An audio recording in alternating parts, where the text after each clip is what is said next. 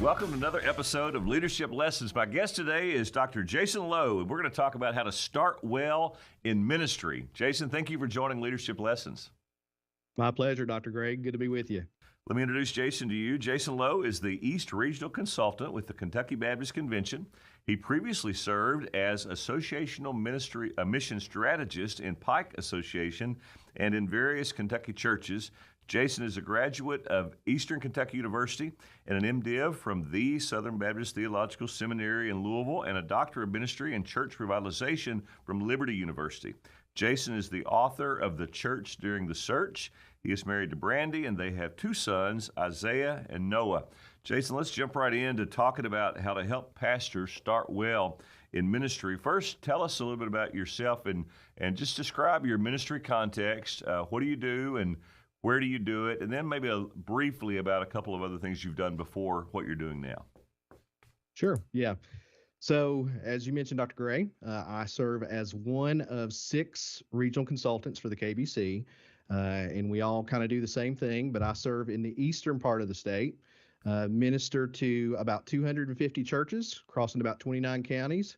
And the primary role there is just to encourage pastors and equip churches. And we kind of do that through just providing resources. We consult, have personal coaching, that sort of thing, networking with other pastors, whatever we need to do there, and just be an encouragement to our pastors. And so I've done that for about 2.5 years now, and it has been a privilege to serve throughout the mountains of Eastern Kentucky. And so, as you mentioned, served previously before that as an AMS for 10 years. And also served as a pastor, as a senior pastor, and then also as an executive pastor in a couple of other KBC churches prior to that. So all in all, served in ministry about 20 years. So you have a wide variety of experience, and in secular work, I think I remember you were a statistician by trade, worked for Pike County Regional Medical Center there, and so you bring a lot to the table in your ministry experience, Jason. Yeah, certainly. I'm thankful for all the ways that the Lord has used some of that past experience to serve churches now. I'm one of those people who love numbers, love to crunch numbers, and don't get to do that as much in this role, but every once in a while, I'll be able to create some graphs for a pastor. Well, Jason, looking back in your ministry experience, what do you wish you had known when you first began in pastoral ministry? Well, the short answer is there's a lot that I certainly didn't know. But one of the things I would think is probably the most important that I wish I'd known early on, and that is to build those relationships with church members from day one and establish that trust. What I found in my early ministry is I saw all kinds of things that needed to be changed in the church. Mm-hmm. And so rather than spending the time getting to know the people, I was making some of those changes. And some of them were very minor, changing the bulletin. Some of them were a little more significant, changing the order of worship and who prayed. I had a deacon who prayed over the offering every week for years, and I'm crazy enough to try to make that change. Thankfully, the Lord helped me see the error of my ways before I actually made that change. But just the importance of building those relationships and establishing trust. Dr. Gray, something you've said many times is that ministry runs at the speed of trust. Mm-hmm. And if you don't have that relationship and you don't have that trust, no matter what you try to do as a leader, people are not going to follow, or they're going to have a very difficult time following you. And so the importance of building those relationships, establishing that trust was really one of the most important things that I wish I had known early on. The other is that I was not nearly as impressive as I thought I was. I started in ministry thinking that I had all the answers, thinking that I was going to be a wonderful addition to the local church. And I found out that I wasn't nearly as smart as I thought I was. I thought I knew a lot, and the longer I was in ministry, the more I realized that I didn't know. Jason, I have this theory about self-confidence, and I've not talked about it much, but my theory is that it's really not helpful. And we talk about the importance of being self-confident, but I've been around long enough to know that folks who are insecure can lead just as well as those who are self-confident. And Yeah. oftentimes self-confident folks, they're just wrong and they don't really see it. So I appreciate your candor and transparency and kind of affirming that theory.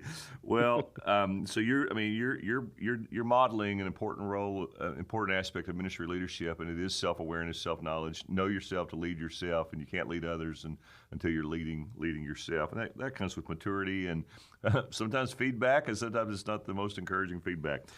Jason, what are some key priorities for those beginning their first pastorate so they can get off to a good start and not? So let me back up here. I know your heart in the Starting Well initiative.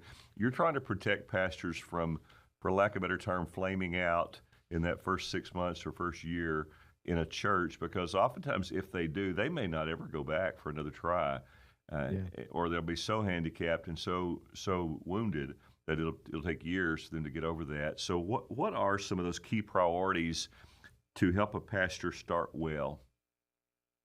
Sure, and I'll preface this response by saying every church is different, of course, and every context is different. But these are just some priorities and principles that I've observed and studied that I believe will be helpful for a new pastor. And so there's kind of 5 of them, and I'll go through those pretty quickly. Number 1, a pastor needs to live well. He does need to practice some good habits when it comes to self-care. He needs to live well spiritually, spending time in the Word, spending time with the Lord.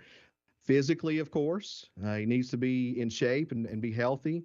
And so he needs to guard his time well. All these things are focused on him not burning out. And so you certainly want to live well. A second priority is to love well. And that goes back to building those relationships and establishing that trust.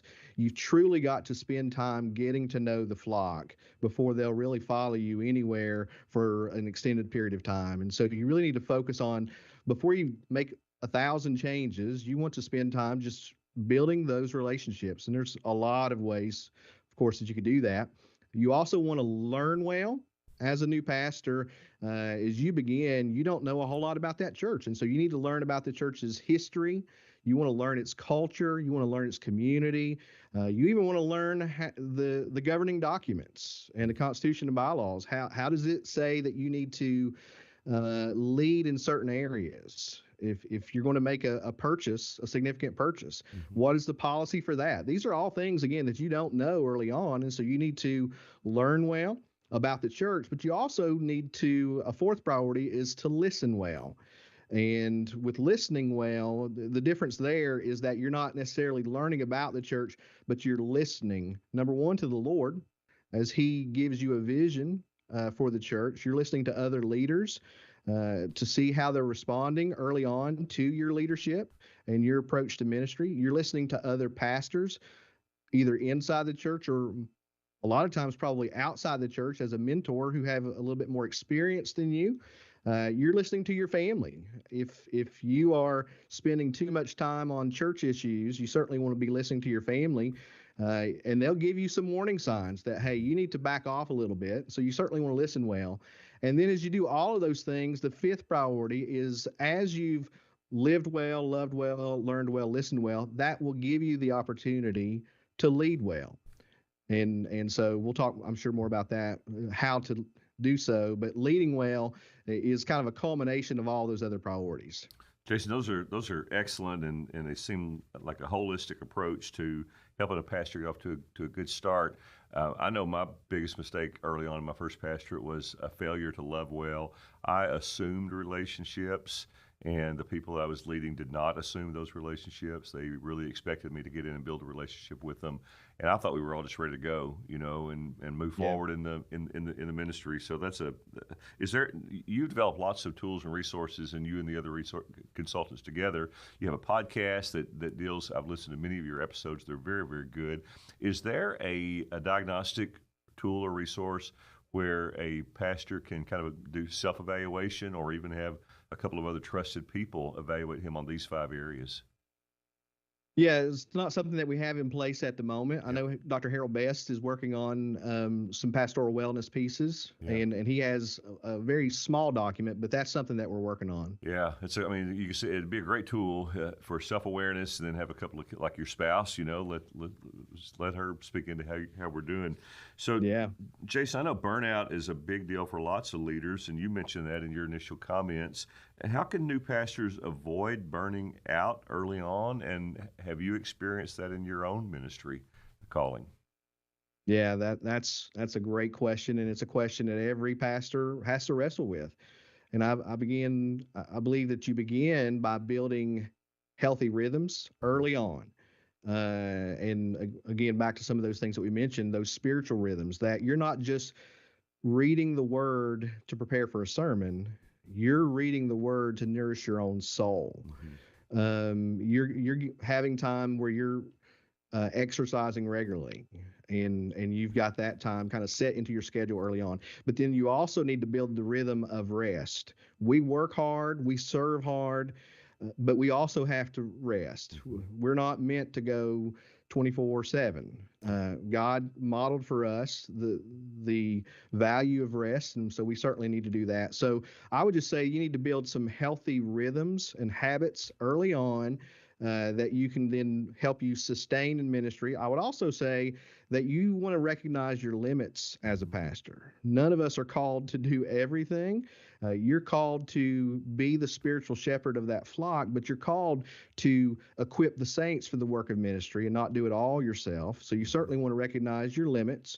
And that goes in the spiritual aspect, physical, everything that we mentioned. And then I would also say, don't try to tackle everything at once. Mm-hmm. Ministry is a marathon. It is certainly not a sprint. If you sprint from the moment that you begin serving, you're going to burn out. You're going to flame out. So you want to make sure that you're uh, not tackling everything at once. You identify one or two key areas per year, I think, and kind of focus on those, Mm-hmm. and then move on so that you can serve at a healthy pace. As far as your question about my past, there have been seasons where I just know that I've probably had my foot on the gas probably a little too hard, Yeah. and recognizing those things and then taking your foot off the gas. I've done those several times in my ministry, and I'm sure that's just going to be kind of an ongoing thing because I'm like you. I tend to see things that need to be addressed, Yep. and I That's want to good. rush and address those. Mm-hmm. And everybody's wired different, Jason. I think that self awareness piece is so important to what you're doing because like for me, if it's task and leadership and projects, I could go go go go go. But if I'm having to sit down and counsel church members, I'm just going to be drained at the end of that. So part of it is knowing like what refreshes you, what energizes you, and what drains you, and then even doing something that you love, you still need a break from it consistently, like you said. Well, thanks for that good counsel, Jason. Yeah. What role does humility play in starting well, and then how can one diagnose their own humility level? Yeah, yeah. Well, there's several ways I believe that humility plays a role. First of all, when you first start on day one at a church, you know less than anybody else about that church, It's true. and so humility is realizing that you don't know everything, and so you need to take time to learn, and that's going to take a spirit of humility. That also means that I generally advise against the pastor coming in with a preconceived plan that he knows how to fix the church from the moment he gets there. And we're going to do this ministry and we're going to stop doing this one and we're going to have this many leaders and we're going to get rid of this leader and all of these plans. If you come in with that approach, number one, it does communicate a level of pride that you've got all the answers, kind of like I did in my first church. Mm-hmm. I came in and thought I had all the answers, and quickly realized that I wasn't nearly as smart as I thought I was. And so you don't want to come in with a preconceived plan, and so that just means that you need to take time to learn and listen, and that's all about humility. You won't have that that approach unless there's a spirit of humility there. As far as gauging maybe a pastor's humility, I would say ask your spouse, ask those who know you well to help you, and just say, "Hey, would you describe me as a humble person?" And because we have so many blind spots ourselves. Sure. I mean, I think I'm the most humble person in the world, but if you ask my wife that question, she's probably going to have a different answer.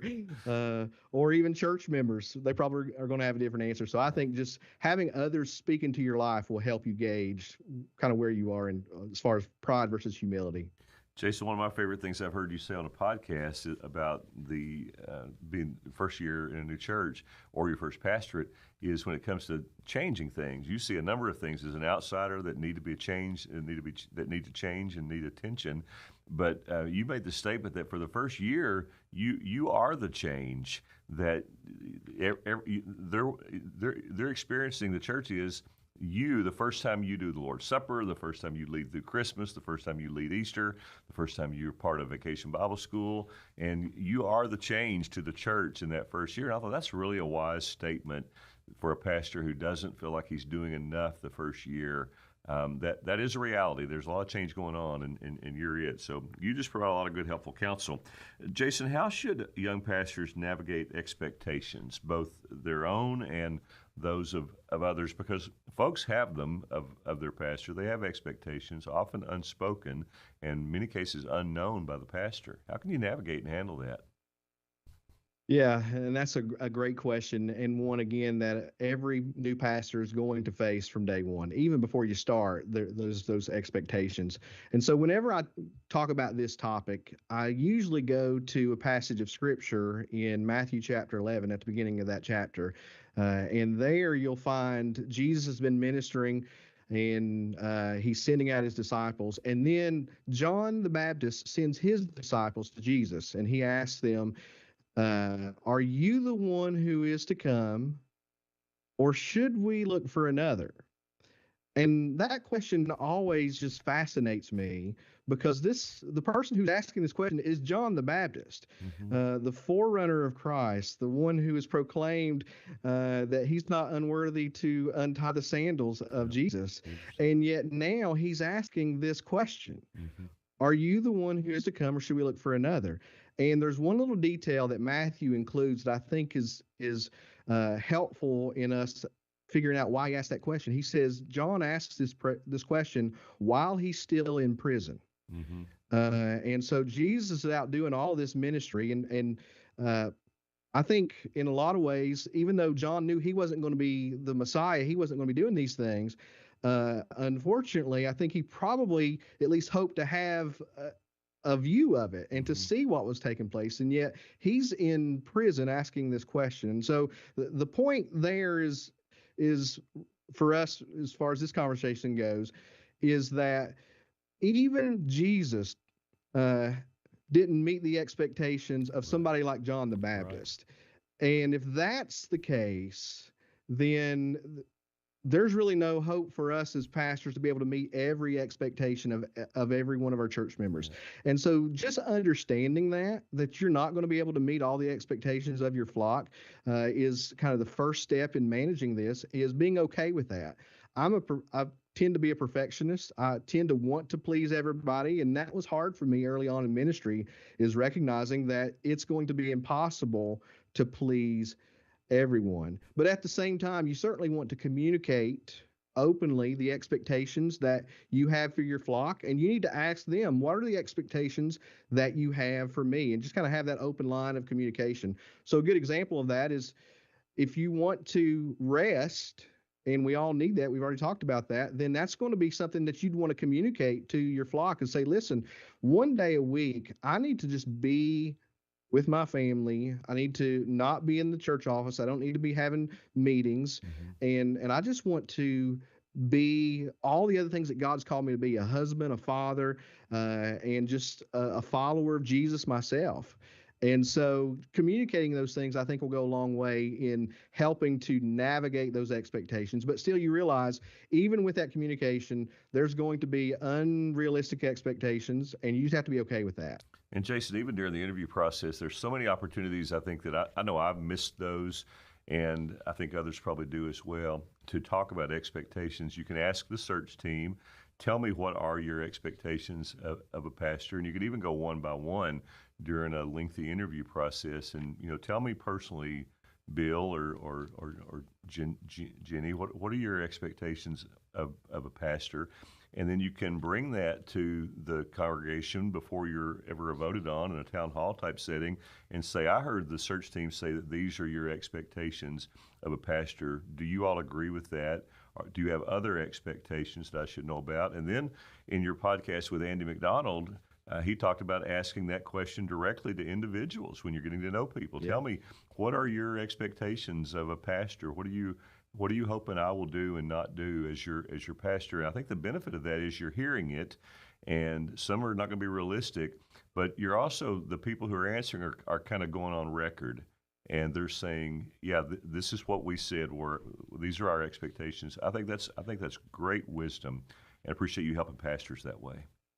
Yeah, and Dr. Gray, one of the things that I do a lot of times with a church that's looking for a pastor is I'll do an exercise and I'll say, "All right, I want you to list everything that you expect your pastor to do in a given week." Yeah. And I've had some churches that list 40 to 50 different tasks. Yeah. And then I'll ask them, "All right, how long do you think that he needs to spend on each of these?" And very quickly you start to add it up and say, "Listen, you're expecting him to do more in a week than is actually possible, because the brother needs to sleep." Yeah. And he needs to spend time with his family. And sometimes these will be, if you add the hours up, it's all the way up to like 120, 130 hours a week.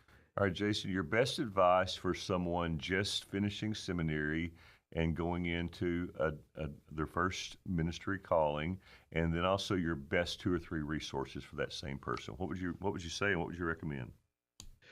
Yeah, as far as the advice goes, I think Mark Clifton said it very well. You need to preach and pray and love and stay. As a new pastor goes into a church, preach the word, pray like crazy, and trust the Lord to move in that church, love the people, and stay long enough to truly be able to make a difference. I think if you can do those 4 things, I think you're going to be, in the eyes of the Lord, a faithful shepherd of that flock. Mm-hmm. As far as resources go, obviously you've mentioned it already, but I would certainly say the Starting Well blog and podcast. The blog is, both of those can be found on startingwell.net. And so you can go there and you can see some of those resources. We write articles on a regular basis, and it's not just me. Mm-hmm. All the other regional consultants are involved in that. And then we have a weekly podcast where we talk about those articles. And that would be one place to start. I would also recommend a book to you by Mark Dance. It's called Start to Finish. And it talks about obviously all the things that you need to start well, but not only that, but also finishing well. And it's a great resource. Mark Dance serves with Godstone, and he's just created a great resource for new pastors. The other one I would mention is a book called Patient Catalyst. It's a great book that I came across over the past couple of years. And it's such a good resource. It walks through the different stages of a new pastor's ministry, and it really talks about the honeymoon phase, and then kind of the season where you're probably going to encounter conflict and change, and how do you navigate that, and then ultimately those fruitful years where you can truly see the Lord do some amazing things in that church through your leadership.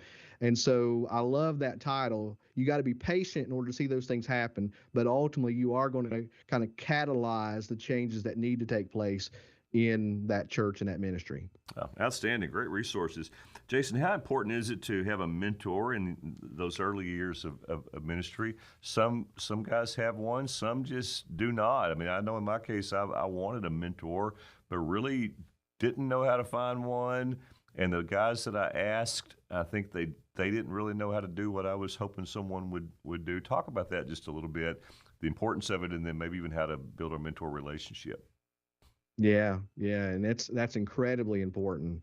You've got to have others speaking into your life. I so wish I had somebody who would have been there to give me wise counsel when I first started serving as a pastor, because I would have avoided a whole lot of mistakes if I'd had that brother or even a couple of brothers speaking into my life as I share with them, I'm going to do something this way, just to have the wisdom to say, you might want to rethink that, brother. And so that's just the value of having somebody that's a little further along in their ministry journey than you are, that you can learn from their wisdom, you can learn from their experience, you can learn from their mistakes. But then not only will you glean that wisdom, but I just think the encouragement that you get. As a pastor, you face challenges that nobody in your flock truly understands, but other pastors certainly do. And so they can encourage you when you're trying to get some early wins. That's one of the topics that we had recently on the Starting Well podcast, is identifying those early wins. And if you're unable to maybe get anything that's truly encouraging, having that mentor that you can talk to and say, hey, did you ever have seasons like that? And to hear him say, absolutely, and it is a season, and you're going to get through this, and here's why. That's just such an encouragement to a young pastor, not to want to throw in the towel at the first sign of trouble or the first sign of resistance or that first sign of burnout. And then another kind of benefit of having a mentor is just the accountability. Yeah. That they can hold you accountable in your calling. You're accountable to your wife. You're accountable to studying God's word, all those things. They can just ask you the hard questions that maybe you don't feel comfortable with anybody in your church asking, but having another brother who serves in a very similar setting asking you those questions, I think is just a great reason why you'd want to have a mentor. As far as trying to identify who might be able to serve in that, are there other pastors who serve close by, who've been serving a little longer than you have? Go to an associational meeting, and you're going to meet those brothers there. That's right. And hear them speak and talk to them. Your AMS is another good resource there, could possibly serve as your mentor. Yeah. So there's all kinds of resources. You certainly do not need to pastor alone. You've got brothers who want to encourage you and support you and pray for you on a regular basis. And for that young pastor, all the places that you said, Jason, we find out real quick, if we're humble enough to ask questions, you'll discover who takes an interest in answering those questions for you. Who do you have a natural affinity toward? Who returns your calls quickly when you reach out and wants to give input and wants to see you succeed? I mean, there are plenty of people that just want to be great cheerleaders for pastors, and other pastors are certainly in that category. Jason, we all make lots of mistakes. When we ask this question, we're not sitting in judgment of anybody, but your perspective as a regional consultant, you mentioned 250 churches that you work with, so you're around a lot of different pastors.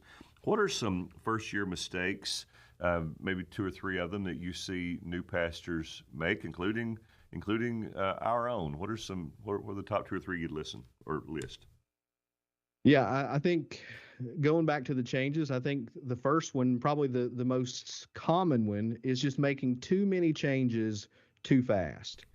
As you mentioned earlier, something I've shared on the Starting Well podcast is that first year, you are the church's major change. And so if you implement more than one major change at a time, it's almost overload for that congregation. And so learning that you can't make too many changes too fast. And so that involves both the pacing of change. Are you changing something every week? Even if they're minor changes, if you're changing a little thing every week, it's going to wear the congregation out, and it's likely going to lead to some comments and maybe some questions and maybe eventually even some opposition or conflict. But then also not only just the pacing of change, but the degree of change. Again, you can make 5 or 6 small changes versus one major change. Those have the same type of impact on a congregation.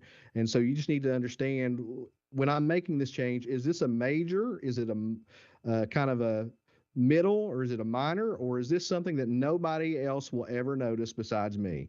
And so just kind of determine the degree of change. And then the other mistake I would say is really just kind of failing to practice those priorities that we talked about earlier.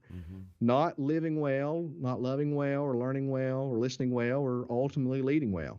Yeah, those are great. All right, last question. What is one leadership lesson that you had to learn the hard way? Yeah. Don't be afraid to ask if you don't know how to handle a situation. Okay, what's the story Uh, behind that? oh man, I've got a story. My first church that I served, by the way, and I'll say these were such sweet folks and Sure. such patient folks with me, because I was making a lot of mistakes early on. But toward the end, when God had called me to another ministry assignment, I had no idea how to actually begin to break that news to the church. Yeah. And I was naive enough not to really ask anybody, not to talk to other pastors about it. And so my resignation probably wasn't the best way of handling that. And a lot of the church members told me that they didn't really like the way I did that. And I said, duly noted. I'll never make this mistake again. And hopefully, I did learn from it. Oh, it's so good, Jason. I think that's one of the great things about ministry leadership is owning up to our shortcomings, being honest and candid about our own and failures, and being transparent about those. Many of us will learn more from hearing someone else's mistakes than we will by seeing their shining example of doing everything right. Hey, thank you for helping pastors. Thank you for leading out in the Starting Well initiative. We know that's out of a love for leaders. Our mission is by churches for churches to help churches reach Kentucky and the world for Christ. And if their pastor's not thriving, the church is not going to thrive. And so I'm grateful, and on behalf of all Kentucky Baptists, grateful for you and our regional consultants in helping leaders thrive. And thank you for joining Leadership Lessons. Amen. Thank you, Dr. Gray. Thanks for listening to Leadership Lessons. An audio podcast of this program is available on Spotify, Apple Podcast, and more. The Kentucky Baptist Convention was created by churches for churches to help churches reach Kentucky and the world for Christ. For more information about the KBC and the cooperative program, which fuels our ministry, go to kybaptist.org. We'll see you next time on Leadership Lessons.